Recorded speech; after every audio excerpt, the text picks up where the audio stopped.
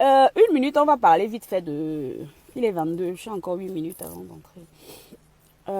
De ce qui s'est passé par rapport à la team Zootique, là.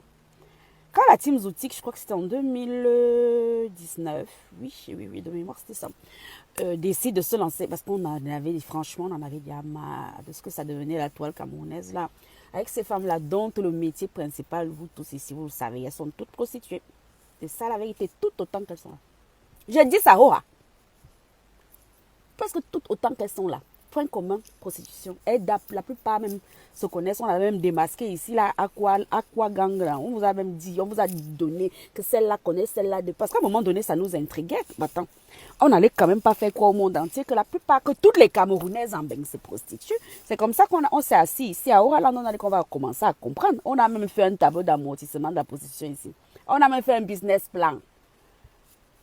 Oui, oui, parce qu'à chaque fois, elle donne des informations. Oh, tout se passe, c'est tant. Oh, machin. Bref, anyway, quand elle se lance dans l'entrepreneuriat, ça nous intéresse. On disait même ici que on est sauvé parce que la honte peut bien nous finir au pays. Chef d'entreprise que je suis, je vous ai dit avec ces multi casquettes. Vous n'avez que chacun tape sur société. On ne peut pas soit vous arrêter sur la première page. Tu passes sur acheter les bilans. Voilà. Vous comptez le nombre d'entreprises qu'Aurore Angoula a déjà eu en France. Et avant même, je n'avais même pas récolté un junkie. Donc avant, moi, je mettais tout le temps mon nom. Combien de choses maintenant je fais avec des prêtres non pour pas que mon nom apparaisse. Bon, bref, ça c'est une parenthèse. Quand elle se lance dans l'entrepreneuriat, on dit, ouais, chouette. Instinctivement, c'est comme ça que moi je procède. Quand je vais d'abord créer ma structure, je vérifie que le nom n'est pas enregistré par quelqu'un d'autre. Ce n'est pas la propriété intellectuelle de quelqu'un d'autre. Instinctivement, je suis partie, moi, regarder vite fait à l'INPI. Je découvre là-bas que... Oh, je suis venue, moi, crier ici. Je ne connaissais pas mes mains à ce stade-là. Je vous ai dit que je ne supprime jamais rien de ma page. En fait, je modifie juste la confidentialité. Vous voyez même que quand ça m'intéresse, je remets public, je renlève encore. Rien ne se supprime ici parce que je me donne assez de mal pour venir dire ce que je pense. C'est pour ça d'ailleurs que vous ne me verrez pas opérer dans les faux profils. Ça ne m'intéresse pas d'aller écrire quelque chose et ne pas pouvoir le revendiquer. J'ai trop d'orgueil pour aller faire ce genre de bassesse. Anyway, je fouille, je découvre que c'est enregistré. Je suis venue faire un post. Je ne savais même pas que cette fille-là me suivait. Je ne la connais pas. Je ne savais pas. Je dis aux outils qu'attention, le nom là enregistré. Oh, faites attention. Ah. Et je vous dis ça parce qu'à l'époque, à Bordeaux, j'avais investi dans une chaîne de salons de coiffure. Je vous ai déjà montré les photos là ici. Et c'était pas de la gnognotte. Hein. Salon de coiffure, truc d'esthétique, ça s'appelait Prestige. Il n'y a pas quelqu'un à l'époque qui était à Bordeaux là, afro-antillais, qui ne connaissait pas Prestige.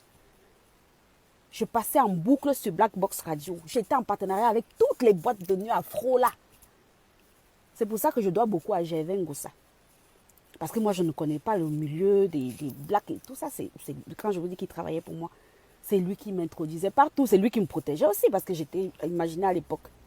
J'ai Prestige, je crois, en 2004, 2003, je crois, 2003 ou 2004. Parce que Kélia est né en 2005, j'étais toujours à Bordeaux. Et j'avais un gossa qui me protégeait partout là dans le milieu afro. C'est lui qui les connaissait. Parce que moi, à l'époque, je ne me mélangeais pas avec les noirs. Que Dieu me pardonne. Ah oui, oui. Je ne me mélangeais pas. J'avais des entreprises dans lesquelles j'avais des salariés blacks. Personne ne mettait le pied chez moi. No way. Voilà. Anyway, on découvre que c'est enregistré à l'INPI. De fil en aiguille, c'est elle qui me contacte pour me donner sa part de version. Elle m'explique comment c'était une histoire de maillot, que PDG devait monter une entreprise avec elle. Elle a même demandé les échantillons, si c'est en Chine ou où ça a monté, c'est descendu. Et qu'au contraire, PDG se plaint maintenant. Parce qu'ils ont fini par découvrir chez Zouti que je ne mentais pas. Pourtant, il m'avait dit insulté propre pendant 3 jours ici. J'ai eu ma dose. J'ai dit, j'avais même envie de dire qu'Angoula qui t'a envoyé. Anyway, ce truc de tribunal-là, j'étais au courant depuis. Même quand il y a eu le verdict, c'est elle-même qui m'a appelé. Vous avez déjà vu quelqu'un gagner un procès mais être condamné à payer sur la base de l'article 700. Il n'y a que les dommages et intérêts que PDG Nyassik avait demandé qui n'ont pas été accordés. Et c'est normal. Pourquoi? Parce que son entreprise était embryonnaire. Donc en fait, elle n'a pas subi de dommages en fait. Personne n'avait empêché qu'elle vende ces choses. Et d'ailleurs, à tort, elle continuait elle avait même créé un site internet. Elle prouvait qu'elle vend ses produits. Donc, en fait, on te dédommage si tu as subi quelque chose. Elle vendait ces choses. Mais les mecs là, illiques là, Mélémène Ilik Gormon ne s'était pas opposée en fait. Elle a été condamnée à lui restituer ses frais d'avocat. Elle a été condamnée à ce que l'INPI supprime cet enregistrement frauduleux. En quoi elle aurait donc gagné le procès? Il n'y a que les dommages et intérêts qui n'ont pas été accordés à PDG Niatic. Et je pense, pour ma part, c'est parce que ses avocats ont demandé beaucoup trop. Et que de toute façon, il n'y avait pas la preuve qu'elle avait perdu. Parce que son nom était enregistré ailleurs. C'est tout. Voilà. J'espère que tout le monde a compris. L'INPI a été sommé de supprimer le truc. C'est le tribunal qui a demandé non. Elle a même été condamnée à rembourser les frais d'avocat. C'est normal que ce n'était pas énorme. Parce que je vous explique, quand PDG Niastic crée sa structure, ici on se base sur tes revenus N-1. C'est-à-dire l'année dernière, tu as gagné combien? Elle était au RSA. On sait tous que les tireuses de valises, là, est-ce qu'on déclare l'argent du paiement? Donc elle avait droit à l'aide juridictionnelle. Hein. À mon avis, ça a joué. Ça a joué en fait sur les dommages et intérêts. Voilà. Et c'est même Ilik Mélémène là qui m'avait même appelé. Moi j'avais déjà eu le papier là avant vous. C'est là que je vois que vous avez ça. J'avais déjà eu ça. C'est elle-même, c'est Mamina Japap. Cette fille, je ne sais pas comment elle fait pour vivre. Faut revoir ta vie. Elle est de partout, de tous les inbox. Voilà. Je t'ai dit, fais ta vie, colle-moi la paix. Si je ne t'aimais pas ou que j'avais une dent contre toi, il y a longtemps que je t'aurais éclaboussé ici sur les réseaux sociaux. Parce qu'il y a longtemps que tu me cherches, Ilik Mélémène. Il y a longtemps. Moi, je ne suis pas manipulable. Ceux qui viennent vers moi pour me manipuler, sachez que je ne suis pas manipulable. Sans prétention aucune. Je suis HPI. Quand vous voulez, n'est-ce pas, moi, je suis transparent. Je vous dépose mes tests de QI. Il y a les résultats de ça. Je fais tout le temps des réévaluations. Je vous dépose.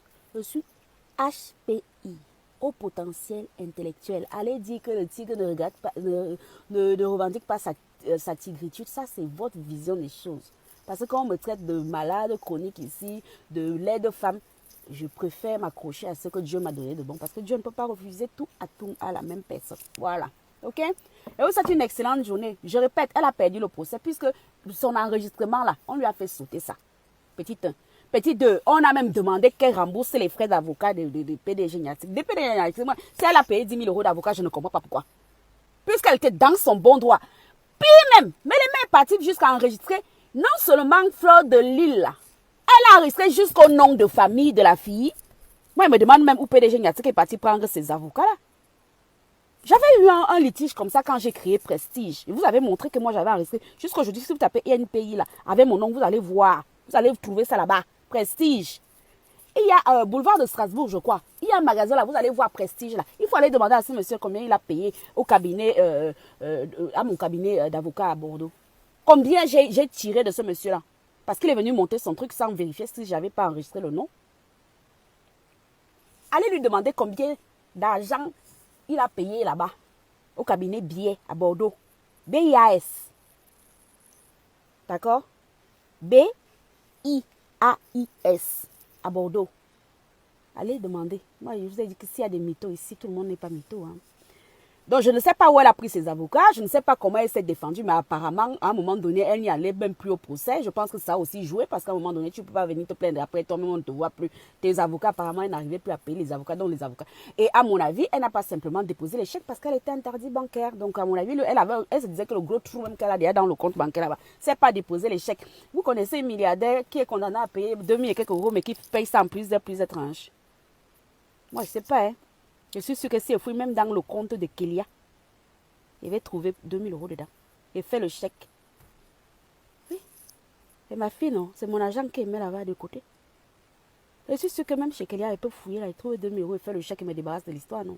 Pourtant, moi, je ne suis pas millionnaire.